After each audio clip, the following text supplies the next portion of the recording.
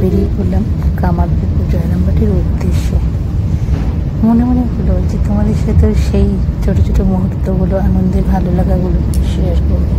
তাই ক্যামেরাটা হাতেই নিয়ে ফেলে গাড়ির জানলা দিয়ে তাকাতে তাকাতে সেই সব দৃশ্য, সেই সব সিন তোমাদের সাথে শেয়ার করতে করতে যাচ্ছি। দেখো বন্ধুরা, এটা হচ্ছে আমরা এমটিপিএস কলোনি থেকে বেরিয়েছি একদম জয়রামবাটি কামারপুকুরের উদ্দেশ্যে। মনে মনে ভাবছিলাম যে সমস্ত দেখবো আর তোমাদের সাথে সেগুলো শেয়ার করব। হঠাৎই বৃষ্টি, আকাশটা যেন মেঘলা করে আসলো। তো ভাবলাম যে বৃষ্টি যাই হোক, তবু আমাদের যাওয়া তো কখনোই আটকাবে না। চলতে লাগলাম। গ্রামগুলো খালি দেখো, সত্যি কথা বলতে বাঁকুড়া, বিষ্ণুপুর, এই জায়গাগুলো প্রকৃতি তার নিজের মতো করে সাজিয়ে নিয়েছে।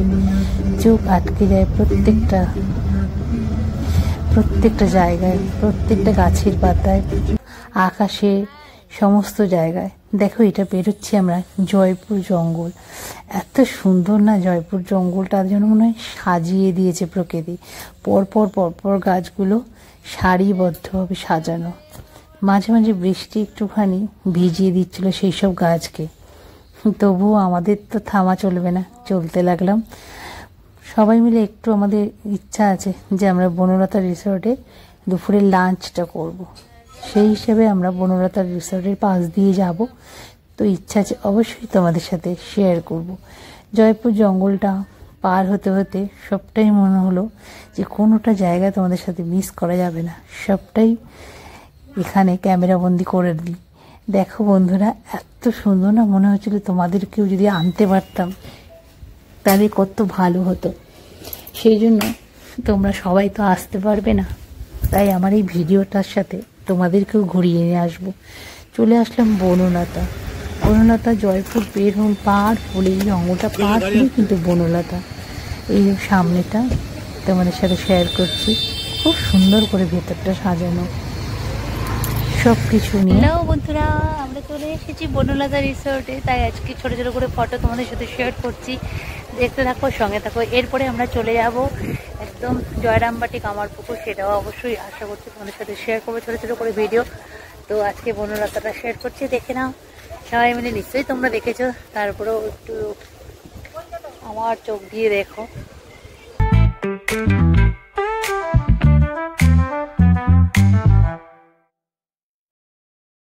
আবার একটু বনলতাটা তোমাদের সাথে শেয়ার করছি। তো এবার কিন্তু আমরা খেতে যাব, কারণ আমাদের প্রচণ্ড খিদে পেয়ে গেছে, দুপুরবেলা হয়ে গেছে। তো আমরা আগেই চলো খেয়ে নিই, তারপরে আবার বাকিটুকু দেখবো, ঘুরবো। কারণ এটা তো অনেকটা জায়গা না, অল্প একটু তো জায়গা নয় যে একটুখানি ঘুরলাম ব্যাস। অনেকটা জায়গা নিয়ে কিন্তু এই রিসর্টটা তৈরি করেছে, খুবই সুন্দর। সামনেটা আমাদের বারবার করে ঢুকছিলাম যখন ওগুলো আগেইটা দেখাই ভালো করে, তারপরে ভেতরটা। আকাশটা দেখেছো, কখনো মেঘ কখনো রোদ, যেন রোদ বৃষ্টির খেলা। লাল মাটি দিয়ে পুরো সাজানো, খুব সুন্দর ভেতরটা, মনটা একদম ভরে যায়। তো যাই হোক, চলো তোমাদের সাথে খাওয়াটা অল্প অল্প করে শেয়ার করে নিই। আমার শাশুড়ি মা আর আমার ছেলে ওরা ঘুরে ঘুরে দেখছে। এবার আমরা খেতে বসে পড়েছি। বলো না, তাই সবকিছু ঠিকঠাকই ছিল, কিন্তু তার মধ্যে সবচেয়ে ভালো ছিল পোস্তর বড়া। এত বড় একটা পোস্তর বড়া দিয়েছিল, কিন্তু দাম হচ্ছে 100 টাকা। আর তার সাথে ওখানকার স্পেশাল রসগোল্লা, বড় বড় রসগোল্লা, সেটাও কিন্তু খুব মজার ছিল। তো যাই হোক, এবার দেখো সমস্ত মহিলারা ওখানে কাজ করছে, খুব সুন্দর করে মেনটেন করছে, দেখে খুব ভালো লাগছিল। ওখানকার পরিষ্কার পরিচ্ছন্ন, দেখো গাছে কাঁঠাল হয়ে আছে, আম হয়ে আছে, এখন আম দেখলাম। তারপরে চারিদিকে কত মহিলারা কাজ করছেন, সবচেয়ে এটাই বিশেষ দেখার জন্য। সমস্ত মহিলারা খাবার দিচ্ছে, মহিলারা পরিষ্কার পরিচ্ছন্ন করছেন, মহিলারা প্রচুর মহিলা কিন্তু ওখানে কাজের সুযোগ পেয়েছে, সেটা কিন্তু খুব ভালো লাগলো। তো এবার কিন্তু আমরা এটা পুরোটা মোটামুটি আমাদের দেখা হয়ে গেছে। এবার আমরা চলে যাব কামারপুকুর জয়রামবাটির উদ্দেশ্যে। দেখো ভিতরটা আমি যতটা পারলাম তোমাদের সাথে শেয়ার করলাম।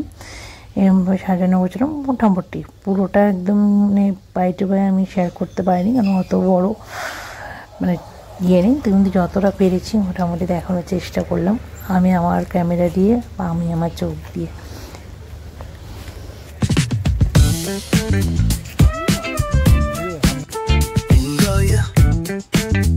এবার আমরা রওনা দিয়ে দিলাম জয়রামবাটি কামারপুকুরের উদ্দেশ্যে।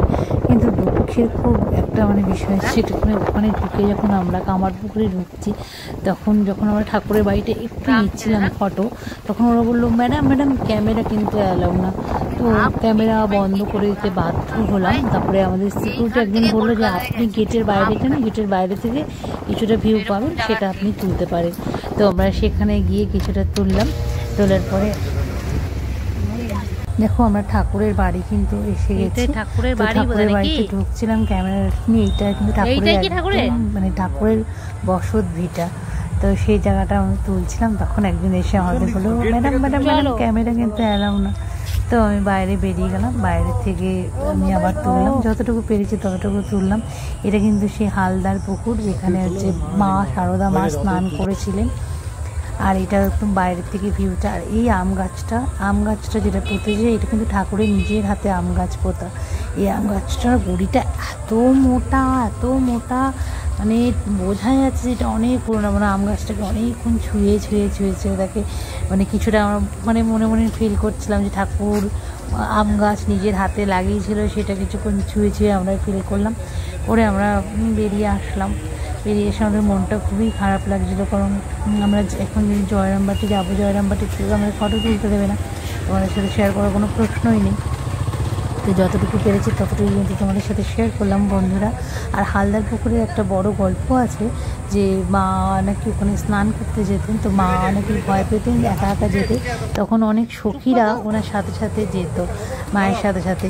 যখন মা আমার বাড়িতে চলে আসতেন তখন দেখতো কেউ নেই। এখানে স্থানীয় একজন বউ ভিক্ষা করছিলেন, উনি গল্পটা করলেন। তো এটা হচ্ছে মা গঙ্গার শারদা মায়ের খুব দুঃখ ছিল যে গঙ্গা নেই, তো এইখানেই গঙ্গা ভেবে মা কিন্তু স্নান করতেন।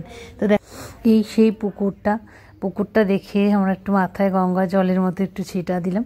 আর একটা ঠাকুরের বাড়ির ভিতরে একটা পুকুর ছিল, সেটা একটুখানি তুললাম। আসলে তোলা যেহেতু বারণ, সেই জন্য ভয় লাগছিল। তো আজকে ভিডিওটাকে এখানেই শেষ করলাম। সবাই খুব ভালো থাকবেন। सात्मरूप तत्तकं युगे युगे च दर्शितं तं नमामि देवदेव रामकृष्णवीशरम् सर्वभूत